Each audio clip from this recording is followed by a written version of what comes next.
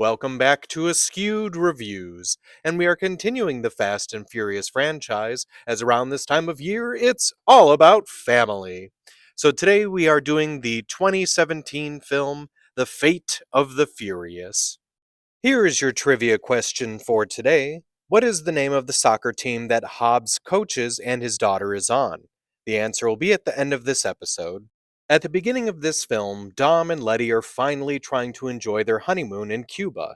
At this time, Dom also is hanging out with his cousin, who unfortunately has a bit of an issue with another individual who he owes money to.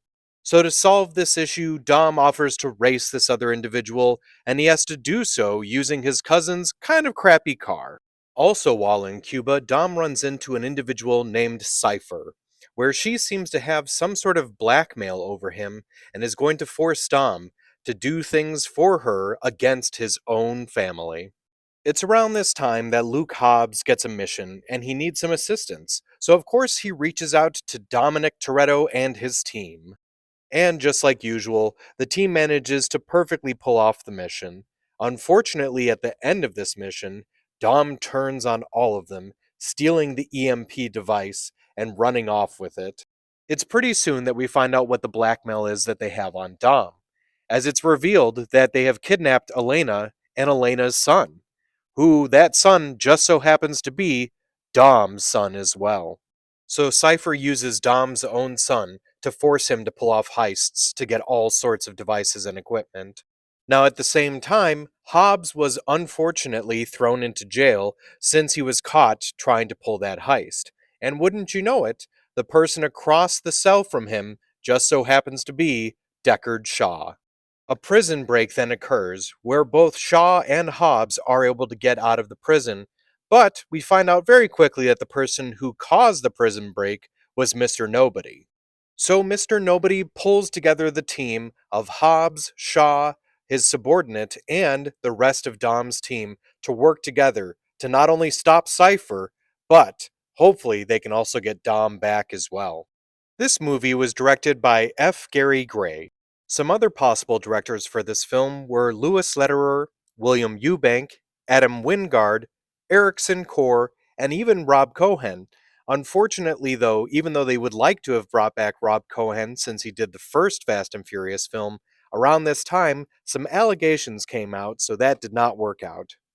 This movie was filmed in Iceland, Cleveland, Ohio, Atlanta, Georgia, New York, and Cuba. Scott Eastwood would be brought in for the first time in this series as the character Little Nobody. He also happened to be very good friends with Paul Walker in real life before his passing. Christopher Hivju also makes his first appearance in the Fast and Furious series as the character of Connor Rhodes. During the London premiere of Furious 7, Helen Mirren actually mentioned how much she would love being a part of this series. What's interesting is Vin Diesel overheard this and requested that she be written in as a character into this eighth film. Lucas Black's character of Sean Boswell, who originated in Tokyo Drift, was originally supposed to show up in this film. Unfortunately, though, Black could not get the time off from NCIS New Orleans. There's a scene in the film where Mr. Nobody talks about some of the top 10 most wanted people are in this very room. Numbers 6, 8, 9, and 10. Also number 11 when you include Roman. Now what's funny is he doesn't mention number 7. The reason for this, or at least what's believed, is that Brian is number 7, and since Paul Walker passed away during the filming of Fast and Furious 7, that this was a tribute to him. At one point in the film, Shaw nicknames Hobbs Hercules. This is actually a reference to the fact that Dwayne Johnson actually did appear in a movie called Hercules. In the scene in the garage where they show off multiple vehicles, Paul Walker's GTR from Furious 7 can be seen in the garage scene as an homage to Paul. There's a scene in the film where Hobbs and his daughter's soccer team are performing a traditional haka. Now, what's interesting though is even though hakas have roots in Polynesian culture, like Hawaii and Samoa, the one that they actually do in the film is Maori, which is from New Zealand. Originally, there was going to be an end or mid-credits sequence that would set up the next film, which was Fast and Furious Presents Hobbs and Shaw. There ended up being such a falling out, though, between Johnson and Diesel that Diesel actually ended up cutting that from the film. In fact, Johnson had so much friction with Diesel and some of the other cast members that he said that going forward, he was done with the primary Fast and the Furious films and would only do spin offs like Hobbs and Shaw going forward. And now it's time for the family counter. The amount of times that family is said in this film is 16.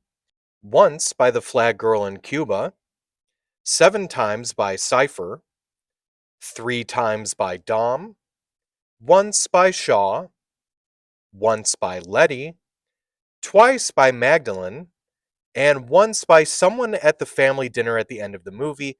I'm not certain who, but I think it was either Roman or Little Nobody, or possibly even Tej.